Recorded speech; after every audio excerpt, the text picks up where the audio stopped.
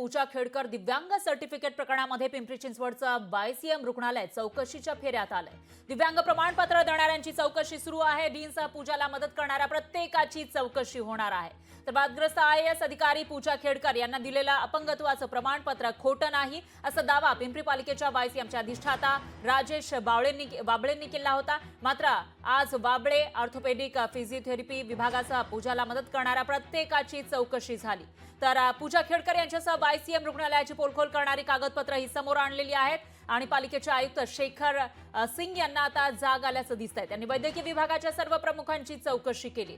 खरंच पूजा खेडकर डाव्या गुडघ्यामध्ये आधू आहेत का? नसेल तर मग कोणत्या आधारावर आपण प्रमाणपत्र दिलं याबाबत सविस्तर अहवाल बनवा असे आदेश आयुक्तांनी दिले। तर दिव्यांग कल्याण आयुक्तालयानं याबाबत आधीच चौकशीचे आदेश दिलेले आहेत। मात्र आम्ही दिलेल्या अपंगत्वाचं प्रमाणपत्र बनावट नाही असा दावा डॉक्टर बाबळेंनी केला होता। तर आता त्याच बाबळेंसह डॉक्टरांची आणि मदत करणाऱ्या प्रत्येकाची चौकशी आयुक्तांनी सुरू केली आहे। आयुक्तांनी चौकशी अंती भाष्य करेन असं म्हणा तुर्तास तरी अधिकचं बोलणं टाळलेलं आहे। त्यामुळे या प्रकरणामध्ये आता पुढे नेमकं काय होणार आणि YCM रुग्णालय जिथून हे सर्टिफिकेट मिळालेलं होतं त्या रुग्णालयाच्या अडचणी वाढतात का, तिथले डीन यांच्या अडचणी वाढतात का ते पाहावं लागेल।